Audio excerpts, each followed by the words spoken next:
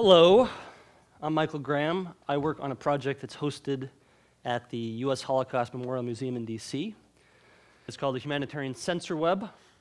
It developed under some of the projects we were working on at the museum, first and foremost on Darfur. We had a partnership with Google Earth and worked with Humanitarian Information Unit at State to bring data on top of Google Earth to show the extent, the scope of the destruction.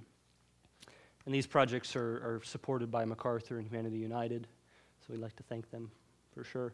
So we brought together lots of different types of data from satellite imagery provided by Google to the destruction, and really found that by bringing it all together, we could really present it in a new and pretty meaningful way with the help of Google Earth. High-level view, close-down view of the destruction of particular villages. So we thought, okay, that's a good start. Where do we go from here?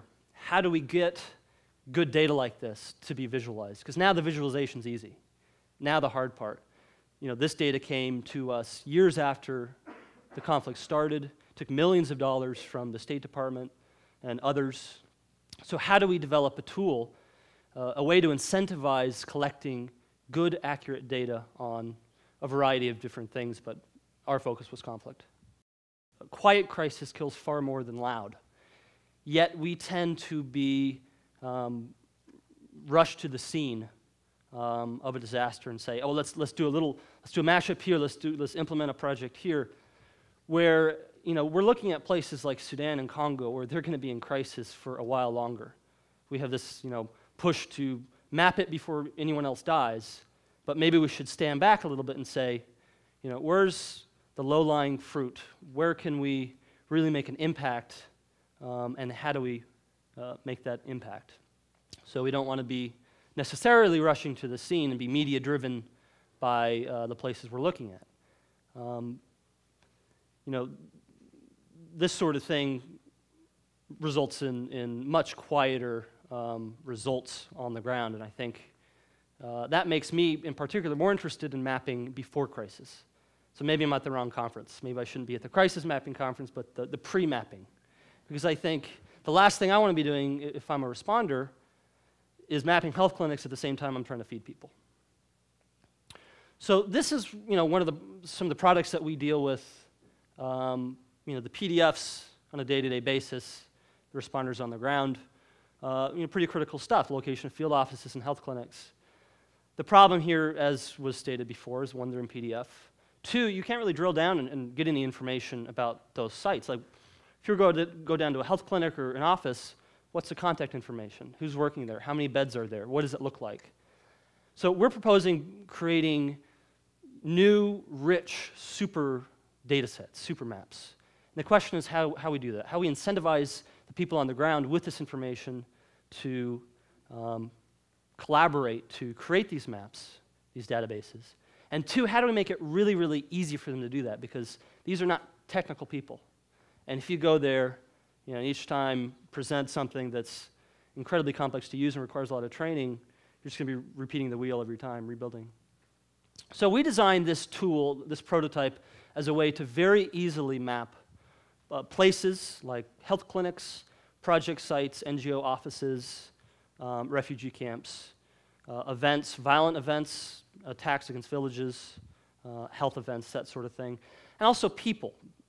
And people because we think it's important that the users of the system be integrated in a way where they become meaningful components to it, where the information is relevant to them. And you can ask very interesting questions if you know the location of a user. Where is the nearest violent event to me? If an event occurs within 50 miles of me, I can get it on a cell phone, that sort of thing. Whereas you help cut down the flood of information. So we started with that. People can register, they can identify their location, set up a profile, a little bit Facebook-like. You can send messages between different users, comment on people. The things that is more and more becoming common across the web. And then we made it very easy to add a place. So you move the arrow, you can reference satellite imagery, you can reference OpenStreetMap as a base layer. Google Maps, and pinpoint where these things are and collaboratively build these maps across agencies and communities. So this is an idea of what the proximity, the importance of that. If you know that your location is in Goma, you can filter down to only see the relevant information around you. So we've really tried to combine easy mapping and some social networking. And then once you get that, once you add a place, you can add some very rich data on top of that. So show the physical structure of this, show the contact information, that sort of thing. So come talk to me later after the talk at the Tech Fair, and I'd be happy to talk more about this. Once you have the data, you can do great things with it in Google Earth. We have more stuff coming soon.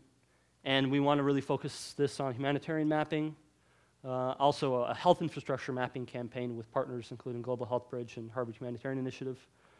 And we're also looking for a new home. So if your home looks like this, come talk to us.